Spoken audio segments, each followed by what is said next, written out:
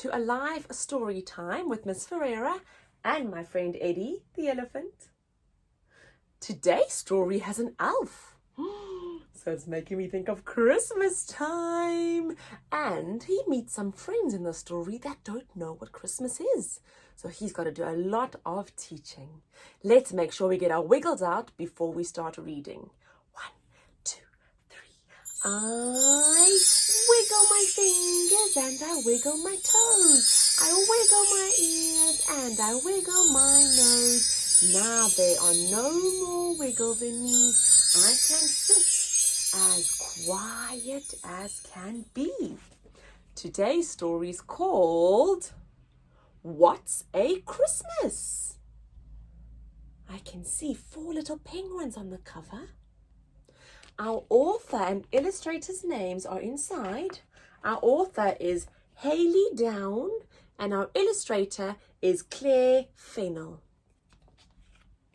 Here is our book's spine, and the back cover has got our blurb. And we're going to jump straight into the story. What's a Christmas?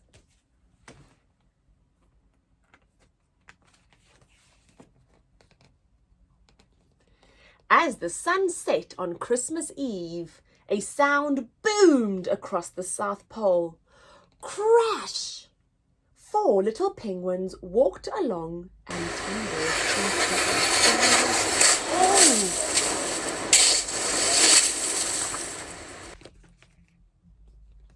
There, inside that snowy pit, was a funny-shaped snowy mound with 2 stripy legs sticking out and flippers that made a sound. "What a weird bird," said Penguin Peg. "That's no bird," said Penguin Paul.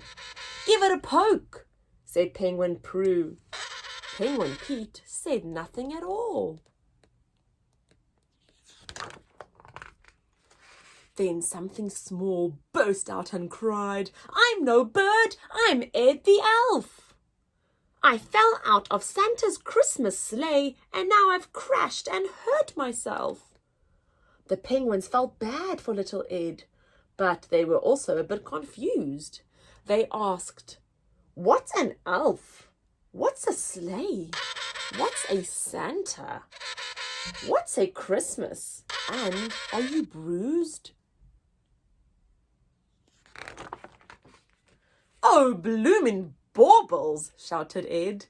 "You've never heard of Christmas Day? I'll teach you how to celebrate till Santa returns in his sleigh. First, some sparkle is what we need to bring some holiday glee. Let's try to find some twinkly treats we can hang on a Christmas tree. But in the snow, it's hard to find decorations to gleam and shine. So what the penguins used instead were fish and some boring old twine.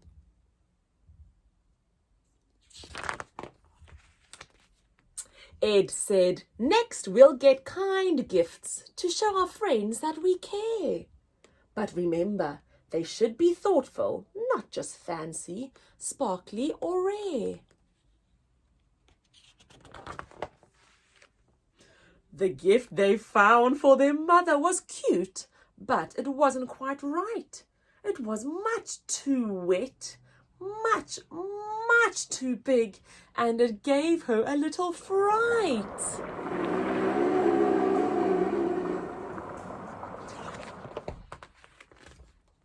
Next, the penguins tried a carol, and though Ed sang with a smile, the penguins' horrid screeching squawks could be heard for miles and miles.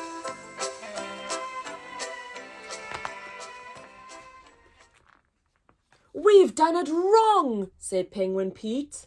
"We've ruined Christmas," cried out Paul. Ed said, "I don't know what you mean, because I'm having a ball.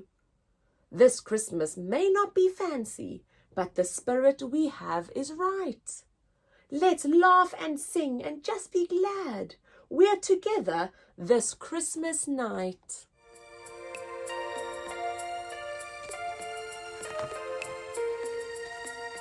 But then Ed's golden pocket watch struck 12 with a jingly chime. Oh no, the sleigh is almost here, and I haven't made a sign. His penguin pals knew what to do. They had thought of the perfect gift. They called all their friends and family to make a sign in the snowdrift.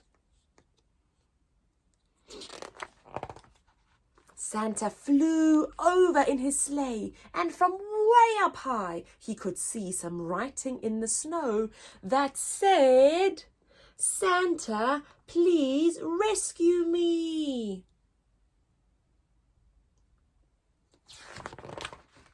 As Santa landed with a thud, he cried out, "Well, what a sight! I'll spend the rest of Christmas here. It's the perfect end to my night." They celebrated together. Then, when it was time to say goodbye, Ed promised that next Christmas he would be sure to drop by.